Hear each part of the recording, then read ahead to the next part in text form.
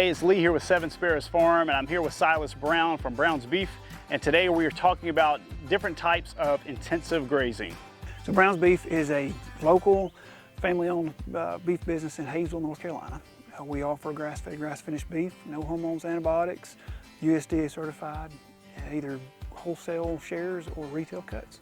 You know, one of the things I really got interested in when I was in college, when I was going after an agriculture degree, was rotational grazing or intensive grazing. It comes in many forms, but we have kind of a hybrid operation. We have some rotational grazing, some strip grazing, and with that, you really become, as a livestock producer, you become a soil manager. And so you're managing the soil and the grass to try to keep it at a certain height. If it's overgrazed, that can be difficult to recover from. And if you can manage to keep your animals off a certain piece of grass for a certain period of time, allowing that grass to rest, it recovers quickly. Not just above ground, but below ground. So the shorter your grass gets on top of the ground, the shorter your roots get. And so giving that grass a rest is really going to benefit you in the long term. Okay, one of the questions I get a lot is how much land do you need per animal? And that can, of course, vary depending on a lot of things, the quality of your soil, the size of your animals, all that, a lot of different factors that go into that. But on a good rule of thumb, if you have an acre per one animal unit, in order to rotationally graze and graze thoroughly year-round, ideally you need 2 acres per animal. But use what you have, try to use it the best you can. And strip grazing is one of the things we've done, where we would stockpile, what we call stockpile. We take animals off of a certain area for like about August through about December, let that grass grow heavily, and then you can strip graze, which is using a movable fence, and move it. It could be 10 feet a day, it could be 20 feet per day, just depends on how much they eat, and so you can move it a certain area. If it looks like they ate it down good, then you can move it a little further the next time. If they didn't clean it up good, maybe not as far the next time. And a lot of times that will get you through a good portion of the winter, depending on how the amount of space you had to stockpile. So strip grazing is one of those forms of intensive grazing. Move this temporary fence back about 10 feet. We're starting to get some fresh grass. We're about to run out of hay, so we're getting to the kind of the end of the hay season. So we're going to gradually get them into our fresh grass.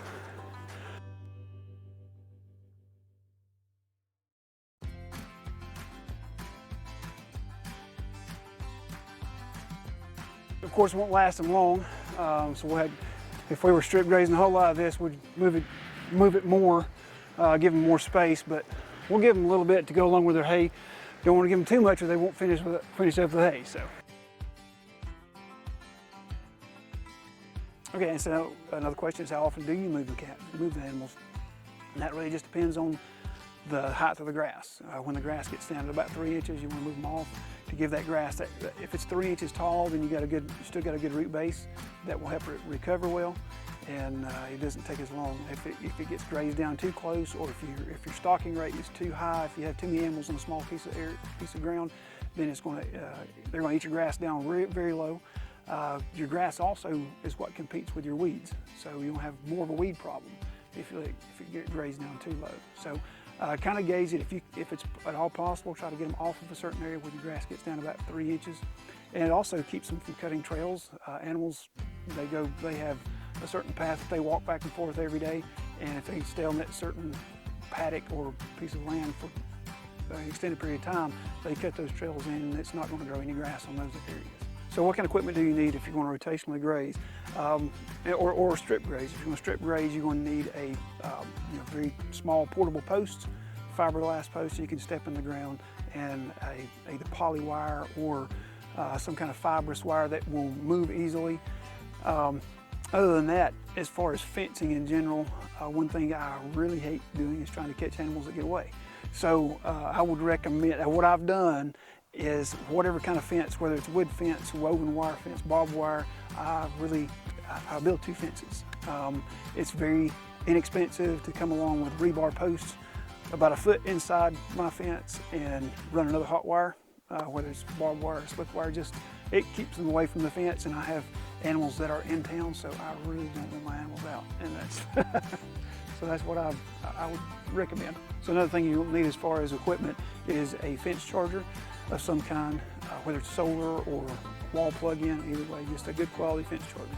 So if you're interested more about Brown's Beef, we're located in Hayesville, North Carolina. If you feel free to follow us on Facebook or Instagram, or you can email us at brownsbeef@gmail.com.